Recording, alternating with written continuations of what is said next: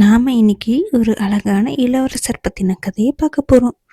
ஒரு இளவரசருக்கு 18 வயசு ஆகும்போது ராஜாக்கு வயசாகி அதுக்கப்புறம் கொஞ்ச நாளா இறந்துட்டாங்க.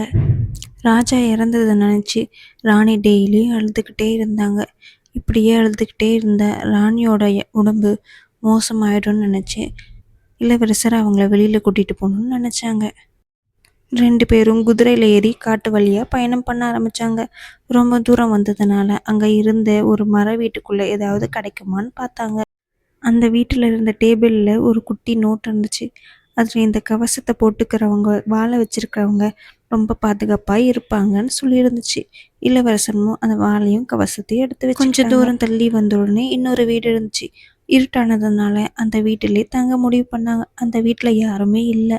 ஆனா அந்த வீட்டுல சாப்பாடு எல்லாம் ரெடியா இருந்துச்சு. அதை சாப்பிட்டுட்டு நைட் அங்கேயே படுத்து தூங்கிட்டாங்க. அடுத்த நாள் காலையில மீதி இருந்த சாப்பாடை 2 பேரும் சாப்பிட்டுட்டு இளவரசர் போறதுக்கு வழி ஏதாவது இருக்குதான்னு பார்த்துட்டு வரேன்னு சொல்லிட்டு தன்னோட வாளையும் எடுத்துட்டு போனாங்க. அப்ப திடீர்னு அங்க இருந்த திருடன் ஒருத்தன் உள்ள ஒளிஞ்சிட்டான்.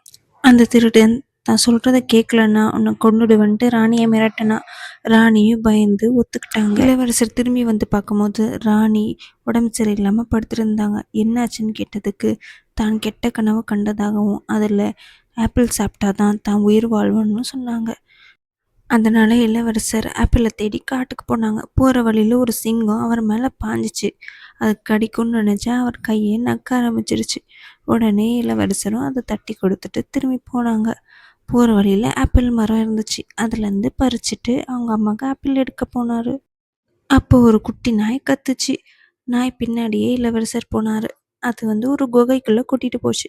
குகைக்குள்ள போய் பார்த்தா அங்க ஒரு பொண்ணு இரும்பு சங்கிலியால கட்டப்பட்டு இருந்தாங்க. அவங்க பக்கத்து நாட்டு இளவரசினும் அவங்கள திருடங்க கூட்டிட்டு வந்து இங்க கட்டி வச்சிருக்காங்கன்னு சொன்னாங்க. உடனே இளவரசர் தன்னோட இந்த கத்தியால நான் அவங்க விடுவிக்கிறேன்ட்டு அந்த கத்தியால தொட்ட உடனே அவங்க செயினை அறந்துடுச்சு. 2 பேரும் அங்கிருந்து தப்பிச்சு பக்கத்துல இருந்த துறைமுகத்துக்கு வந்தாங்க.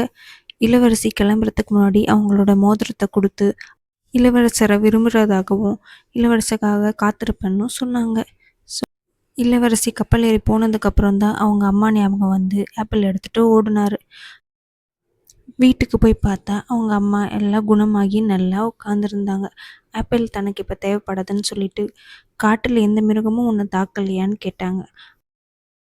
அதுக்கு இளவரசர் தன்கிட்ட இருக்கிற கவசமும் கத்தியும் தன் ஆபத்துலேருந்து காப்பாற்றுன்னு சொன்னாங்க. சொல்லிக்கிட்டே ராணி கொடுத்த ஜூஸை குடிச்ச உடனே அப்படியே மயங்கிட்டாங்க. உடனே அந்த திருடன் ஓடி வந்து இளவரசரோட கவசத்தையும் கத்தியும் எடுத்துட்டு அவர் கண்ணை பறிச்சிட்டாங்க. அதுக்கப்புறம் ராணியை வற்புறுத்தி கல்யாணம் பண்ணிட்டு அந்த நாட்டோட ராஜாவா மாறிட்டான். இளவரசரும் கண்ணு இல்லாம காட்டு வழியா நடந்து அப்படியே துறைமுகத்துக்கு போனாரு. துறைமுகத்துல இருந்த ஒரு கேப்டன் அவன் மேல பரிதாபப்பட்டு அவரை கப்பல்ல ஏத்திக்கிட்டாரு. அவர் கப்பல்ல ஏறும்போது அவர் காட்டுல இருந்த ராணியை காப்பாற்றும் போது கொடுத்த மோதிரத்தை அவர் கீழே தவற விட்டுட்டாரு. கப்பல்ல வேலை செஞ்ச ஒருத்தர் அதை எடுத்து இளவரசர்கிட்ட கொடுத்தாங்க. இளவரசர் இதை யார் கொடுத்தான்னு சொன்னதும் அந்த நாட்டு இளவரசிக்கிட்ட கொண்டு போய் அவரை நிறுத்தினாங்க. அந்த இளவரசியும் இவங்களை பார்த்தோன்னே சந்தோஷப்பட்டாங்க. ஆனால் இவருக்கு கண்ணு தெரியலன்னு வருத்தப்பட்டாங்க. அதுக்கப்புறம் அவங்க அப்பாவான ராஜாவோட சம்மதத்தோட கல்யாணம் பண்ணிக்கிட்டாங்க. ஒரு நாள் அரண்மனை தோட்டத்தில் 2 பேரும் சந்தோஷமாக பேசிகிட்டு இருந்தாங்க. அப்போ அவங்க பின்னாடி இருந்த 2 காக்கா அவங்கக்குள்ளே பேசிக்கிச்சு. இந்த அரண்மனை ஓரத்தில் ஒரு அருவி இருக்கணும். அந்த அருவியிலேருந்து யார் அவங்க கண்ணை தொடச்சிக்கிறாங்களோ அவங்க கண்ணு குணமாயிரும்ட்டு. ஆனால் அது இன்னைக்கு 11 மணிக்குள்ளே போய் பண்ணாதான் நடக்கும்னு சொன்னாங்க. உடனே 2 பேரும் வேக வேகமாக அந்த அருவிக்கு போனாங்க. இளவரசர் அவர் கண்ணில் இருந்த கட்டை கழட்டிட்டு அவர் அந்த அருவியில் கண்ணை கழுவுனதும் அவரோட பார்வை பழைய மாதிரி வந்துடுச்சு. அதுக்கப்புறம் 2 பேரும் சந்தோஷமாக இருந்தாங்க. ஆனால் இளவரசருக்கு தன்னோட பழைய நாட்டை மீட்கணும்னு ஆசைப்பட்டாரு. அதனால் ஒரு நாள் இளவரசி தூங்கிட்டு இருக்கும்போது அவங்களுக்கு தெரியாமல் பழைய நாட்டுக்கு புறப்பட்டு போயிட்டாரு.